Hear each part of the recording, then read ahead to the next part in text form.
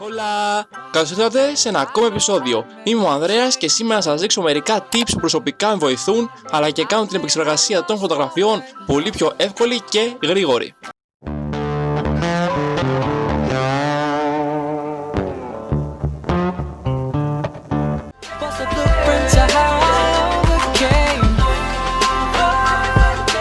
Ξεκινάμε με το tip πρώτο.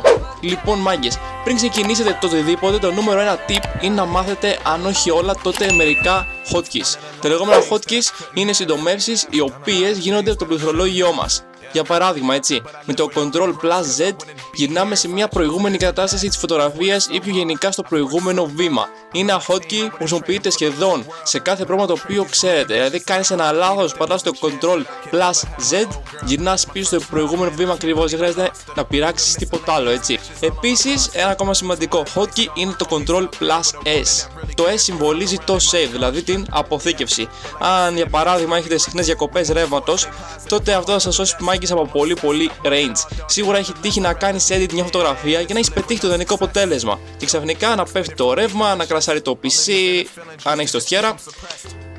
Με το Ctrl+S κάνουμε save ανά πάσα στιγμή. Κάνεις μια μικρή διόρθωση, Ctrl+S. Πειράζει κάτι άλλο, Ctrl+S. Πρέπει να γίνει πραγματικά η προέκταση του χεριού σας. Κάθε πράγμα που θα κάνεις πρέπει να πατάς Ctrl+S. Δεν γίνει διαφορετικά.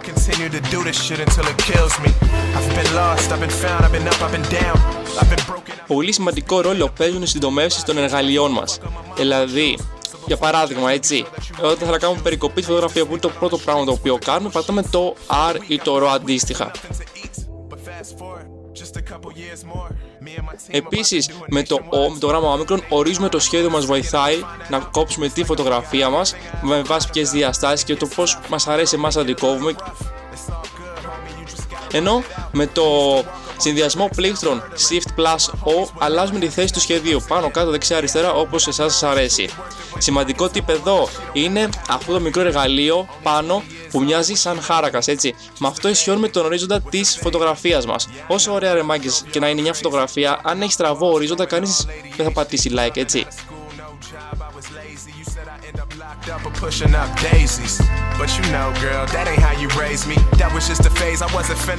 Φτάνεις σε ένα σημείο και γυρνάς και λες, πω, τι γαμάτι φώτο έφτιαξα πάλι. Σίγουρα το έχεις πει πολλές φορές, αλλά ταυτόχρονα συνειδητοποιείς πως δεν μπορείς να δεις πως ήταν πριν και να ρωτιέσαι.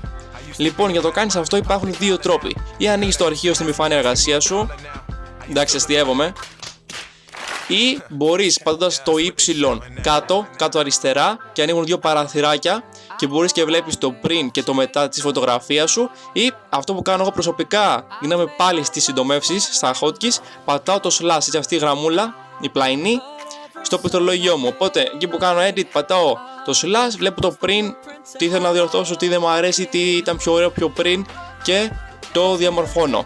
Μπαμ μπαμ. Λοιπόν, σας θέλω με alarm στο τι γαμάτι φώτο, γιατί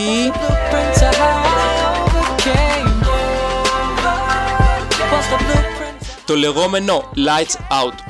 Λοιπόν, πατάω στο πλήκτρο L, και αυτό το λέω για να θυμάστε πάλι στο μυαλό σας, το φαίνεται συνέχεια, ότι τα hotkeys και οι συντομεύσεις παίζουν πάρα πολύ σημαντικό ρόλο. Ουσιαστικά με το πατάω στο L σκουραίνει το background της φωτογραφίας μας και η φωτογραφία έρχεται σε μια πρώτη όψη. Πατώντας το πλήκτρο μία φορά σκουραίνει λίγο το background, πατώντας δύο φορές σκουραίνει εντελώς και γίνεται το lights out. Λοιπόν, αυτό βοηθάει στο να βλέπουμε τη φωτογραφία και να έχουμε μια πιο ολοκληρωμένη άποψη για το πώς έχουμε κάνει το edit και το πώς θα είναι το τελικό αποτέλεσμα, το πώς δηλαδή θα βγει πραγματικά η φωτογραφία.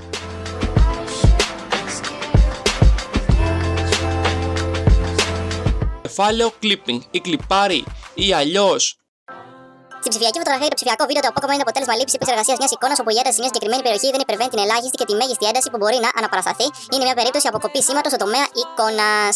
Πατώντας το γράμμα J και επίσης ανάθεμα καταλάβετε οτιδήποτε από τα προηγούμενα πράγματα τα οποία είπα, εμφανίζονται ορισμένα χρώματα επάνω στη φωτογραφία, μπλε και κόκκινο ανάλογα την ένταση. Το μπλε συνήθως σημαίνει ότι ορισμένες περιοχές φωτογραφίας έχουν υπερβολικά σκιαστεί, ενώ το κόκκινο σημαίνει ότι ορισμένες περιοχές αντίστοιχα της ίδιας φωτογραφίας έχουν υπερεκτεθεί. Τι γίνεται με αυτό ουσιαστικά? Επειδή μπορεί βασικά να νομίζει ότι έχει κάνει τέλειο αποτέλεσμα, έτσι. Αλλά αυτό μπορεί να μην ισχύει, γιατί ορισμένα πράγματα δεν μπορούμε να τα αντιληφθούμε, δεν είμαστε βιονικοί να καταλάβουμε κάθε μία λεπτομέρεια. Οπότε ουσιαστικά το Lightroom μας δίνει αυτή τη δυνατότητα ώστε να μπορέσουμε να διορθώσουμε την παραμικρή λεπτομέρεια, δηλαδή που μας έχει φύγει λίγο το exposure, λίγο το contrast, τα highlights και όλα αυτά, έτσι. Και επίσης και πάνω σε αυτό θα δώσω μία πάσα στο φιλαράκι μας, το Alt.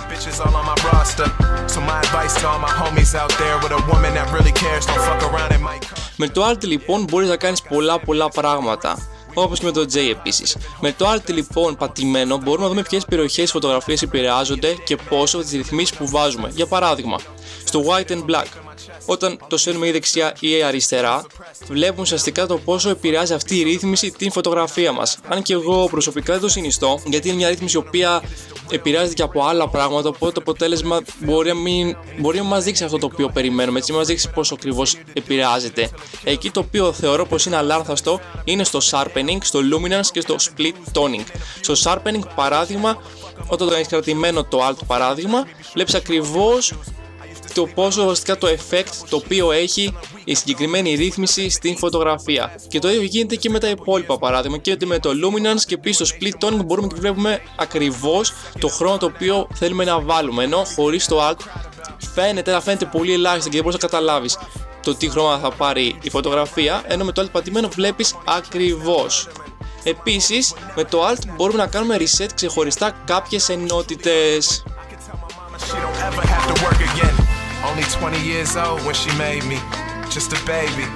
Με κρατημένο το Alt λοιπόν μπορούμε να κάνουμε reset κάθε ενότητα. Reset τι σημαίνει επαναφορά. Με το Alt κρατημένο, έτσι, πατάμε στην ενότητα τάδε π.χ. στα basic, τα κάνει όλα reset, τα πάει όλα στο 0. Αν όμως για παράδειγμα δεν θέλουμε να κάνουμε όλη την ενότητα, αλλά θέλουμε να κάνουμε μια συγκεκριμένη ρύθμιση και δεν πηγαίνουμε τσούκου, πήγε -2, πήγε 2 και δεν μπορούμε να πάμε στο 0, τι κάνουμε? Ουσιαστικά κάνουμε διπλό κλικ πάνω στην αντίστοιχη ρύθμιση. Π.χ. έχω το exposure στο 70, έτσι. Αντί να το σύρω όλο πίσω στο 0 και να κάνω αυτή τη διαδικασία, πατάω απλά 2 φορές κλικ πάνω στο exposure, στο εκεί που λέει exposure, έτσι, και γυρνάει αυτόματα στο 0. Τέλος, αν θες όλα να τα τελειώσεις όλα, ρε παιδί μου, και τα έχεις κάνει άνω κάτω, το μόνο που έχεις να κάνεις τι είναι? Να πατήσεις κάτω reset, οπότε όλες οι ενότητες πάνε στο 0 και γυρνάς στο αρχικό αποτέλεσμα και ξεμπερδεύεις και αυτά.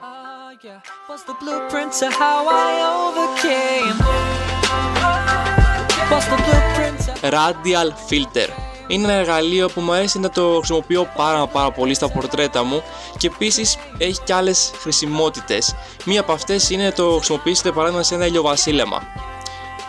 Για να το δείτε αυτό, τέλος πάντων, βασικά αυτό που σκέφτομαι τώρα είναι ότι θα μπορούσαμε να το κάνουμε σε ξεχωριστό βίντεο. Αν θέλετε, αφήστε μου στα comments κάτω αν θέλετε να φτιάξω ένα βίντεο το πώς ουσιαστικά κάνουμε edit σωστά ένα ηλιοβασίλεμα, έτσι, χρησιμοποιώντας πάντα το Radial Filter. Λοιπόν, ποια είναι η χρησιμότητα του Radial Filter? Ουσιαστικά είναι αυτός ο κύκλος που βλέπετε, έτσι. Βάζουμε το exposure πάνω στις ρυθμίσεις, συγκεκριμένα για το Radial Filter, και ουσιαστικά προσπαθούμε να δώσουμε ένα oval σχήμα ή ένα στρογγυλό, ας το πούμε πως είναι, προκειμένου να περιβάλλει το πρόσωπο της φωτογραφίας μας. Και τι κάνει αυτό? Μειώντας το exposure, ουσιαστικά ρίχνει σκιά στο background και δίνει πιο φωτεινότητα στο πρόσωπο.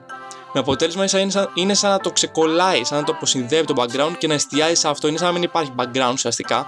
Απλά να είναι εκεί πίσω και να φαίνεται και να εστιάζουμε στο πρόσωπο της φωτογραφίας. Αυτό είναι ένα πραγματικά πολύ δυνατό εργαλείο και το οποίο με το που το βάλετε και το δείτε, πραγματικά θα δείτε τα αποτελέσματα τα οποία έχει, έτσι. Και σε άλλες φωτογραφίες και γενικά και σε το οποίο θέλετε να κάνετε, π.χ. μπορεί να θέλετε ένα συγκεκριμένο δέντρο, να εστιάζετε σε αυτό, έτσι. Έχει ένα δέντρο ή κάποιο σπίτι, σε μια φωτογραφία και θέλετε να εστιάζετε σε αυτό. Π.χ. με το Radial Filter το κάνετε μπαμ, έτσι. Κατεβάζετε το exposure και έχουμε πιο πολύ εστίαση και είναι και φυσική εστίαση, δεν φαίνεται ψεύτικο δηλαδή. Στο αντίστοιχο αντικείμενο είναι, πρόσωπο είναι. Τέλος πάντων, δοκιμάστε το και πείτε μου.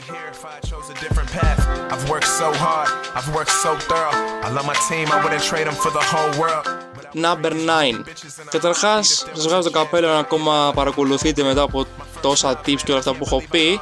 Τέλος πάντων, αν για παράδειγμα βαριέστε και λέτε τι μπουρδες λέει ο Ανδρέας τώρα για tips και όλα αυτά, ποιος τα χρειάζεται κλπ, υπάρχει επιλογή Auto Tone.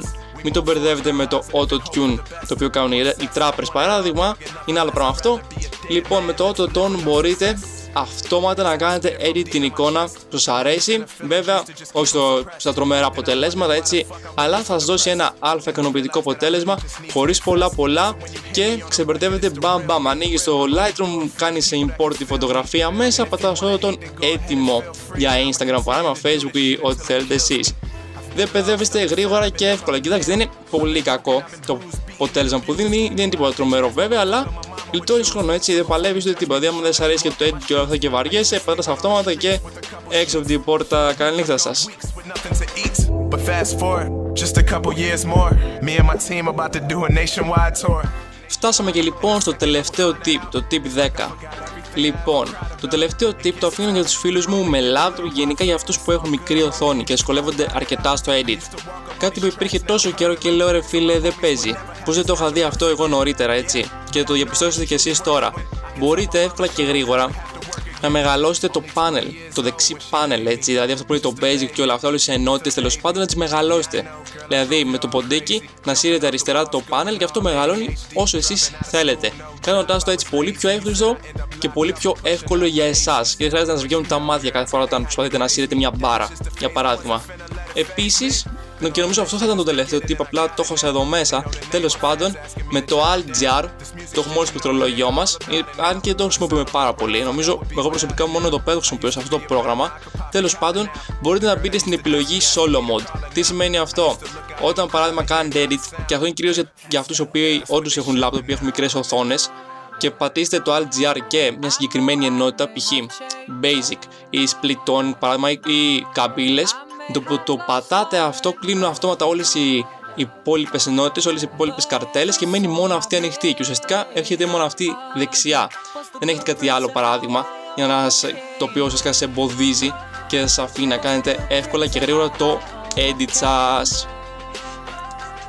Αυτά λοιπόν από μένα. Αφήστε μου ερωτήσεις ή και tips τα οποία εσάς προσωπικά σας βοηθάνε όταν κάνετε edit τις φωτογραφίες σας και μέχρι το επόμενο επεισόδιο. I will back.